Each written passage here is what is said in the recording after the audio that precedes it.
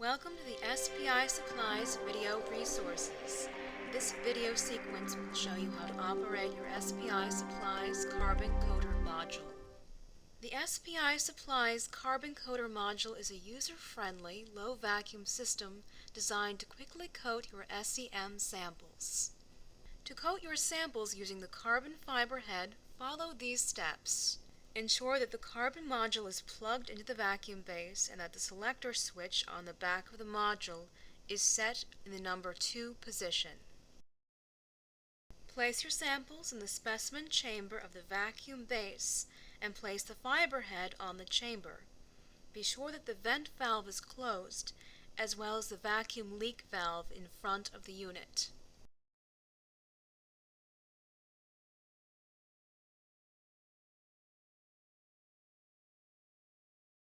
If you plan on flushing with argon, make sure your argon supply is on. Water to cool the stage is not necessary with carbon coating. Push the power switch on the vacuum base to the on position. The light will come on. If you have power to the pump directly connected to the vacuum base, the pump should also turn on at this time. Otherwise, you will have to turn the pump on separately. Turn the power to the carbon coater unit on. Notice that the switch on this unit will not light up until a minimum vacuum has been achieved.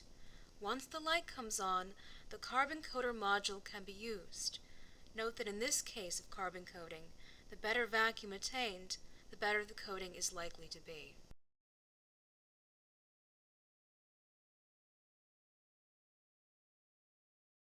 In many cases, flushing the samples will help to remove moisture and volatiles from the system, producing a higher quality coating. Flushing the system involves opening the vacuum needle valve on the front of the unit and allowing the gas to enter. Close the valve and allow the chamber to evacuate back to a low vacuum.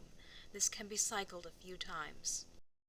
Once you are ready to coat, be sure that the vacuum leak valve is closed.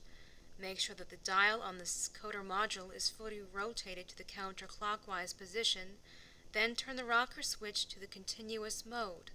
Slowly increasing the voltage knob, you will soon notice that the carbon fiber will begin to glow.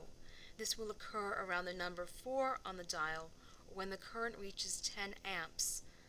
Allow the carbon filament to outgas for 15 to 30 seconds, then turn the dial back fully counterclockwise and switch the rocker to pulse. Wait for another 15 to 30 seconds so that the vacuum level is regained.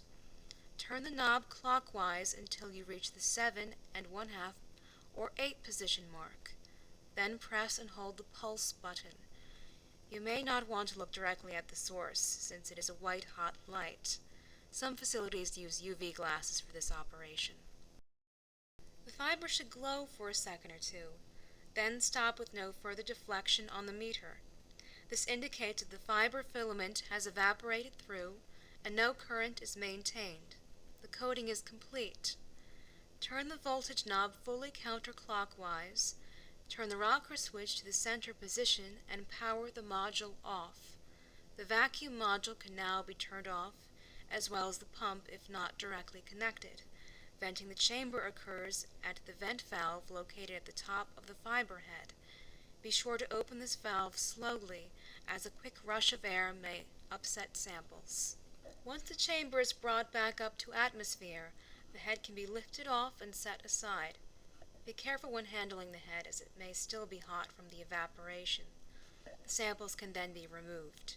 As seen here, a single carbon filament can coat a number of samples with a high-quality carbon film and are ready for the SEM.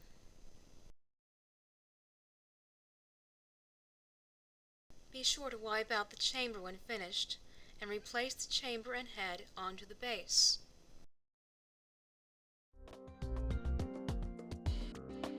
This concludes the operation portion of the SPI Supplies Module Carbon Coater.